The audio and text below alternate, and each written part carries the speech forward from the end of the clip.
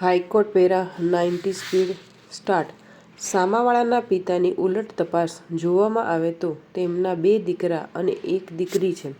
દીકરીના લગ્ન થઈ ગયેલા છે અને વધુમાં સામાવાળાના પિતાએ સામાવાળા ટ્રાન્સપોર્ટનો ધંધો કરતા હોવાનો ઇનકાર કરેલો છે અને સામાવાળા છૂટક વર્ધી પર જતા હોવાનું જણાવેલ છે. તેમજ સામાવાળાના પિતાએ પોતાના નામે 2 મકાનો આવેલા હોવાનું અને 1 મકાન ભાડે આપેલ હોવાનું કબૂલ કરેલ છે.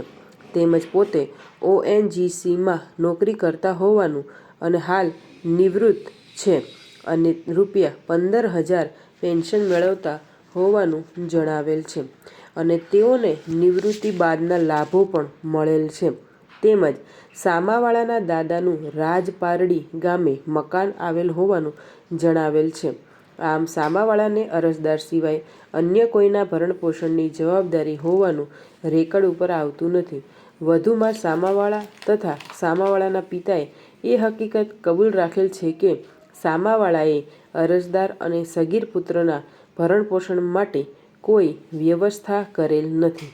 તેમજ આંક 20ના છૂટાછેડાનો કરાર જોવામાં આવે તો તેમાં પણ સામાવાળાએ અરજદારને ભરણપોષણ પેટે કોઈ રકમ ચૂકવી હોય તેવું જણાતું નથી. અરજદાર નંબર 1 પોતે શિક્ષિકા છે અને તેણી પોતાની જાતે પોતાનું તથા પુત્રનું ભરણપોષણ કરવા સક્ષમ છે કે કેમ તે અંગે જોવામાં આવે તો અરજદારે પોતાની અરજીમાં પોતે શિક્ષિકા તરીકે નોકરી કરતા હોવાનું જણાવેલ છે, પરંતુ કેટલો પગાર મેળવે છે તેવી કોઈ હકીકત જાહેર કરેલ નથી. જ્યારે સામાવાળા તરફે અરજદારના માસિક ₹35,000થી ₹40,000 આવક મેળવતા હોવાનું જણાવેલ છે. સામાવાળા તરફે અરજદારની આવક અંગેના કોઈ દસ્તાવેજી પુરાવા રજૂ કરેલા નથી. અરજદારે પોતાની ઉલટ તપાસ દરમિયાન ₹5,000 આવક મેળવતા હોવાનું જણાવેલ છે.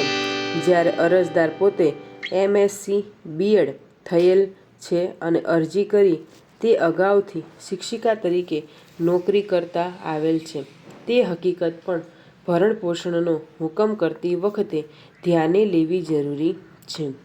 ક્રિમિનલ પ્રોસિજર કોડની કલમ 125ની જોગવાઈ જોતા સામાવાળાને પોતાની પત્ની તથા બાળકનું ભરણપોષણ કરવાની સામાજિક અને સંવૈધાનિક જવાબદારી છે.